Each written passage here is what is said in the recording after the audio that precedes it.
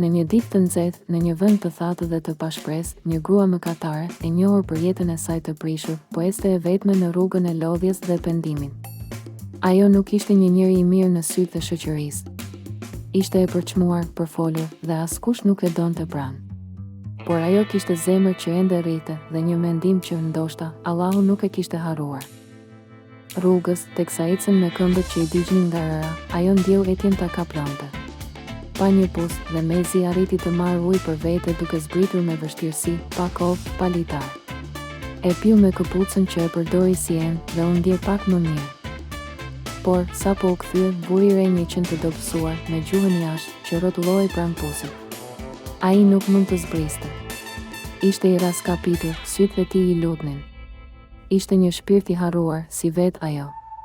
Gruaja ndaloi. Në heshtje, shikoi këpucën e saj, pastaj qenin.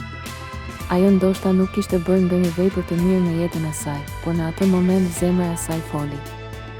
U ul përsëri. Zbriti në pus.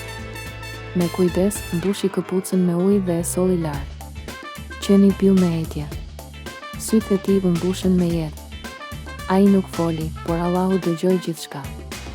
Profeti Muhammed, paqja qoftë mbi të, tregoi këtë histori dhe tha: Allahu ja fali mëkatet e shumta për shkak të asaj vepre. Ajo hyri në xhenet për shkak të mëshirës që tregoi ndaj një qenieje të etur. Sahih Buhari, Sahih Muslim. Ndonjëherë nuk dim se cila vepër e vogël do të jetë ajo që peshon më shumë në peshoren e ditës së gjykimit. Kjo histori na kujton që të mos në vlerësojmë kurrë mirësinë, sado e vogël të duket, sepse ndoshta ajo është shansi i shpëtimit.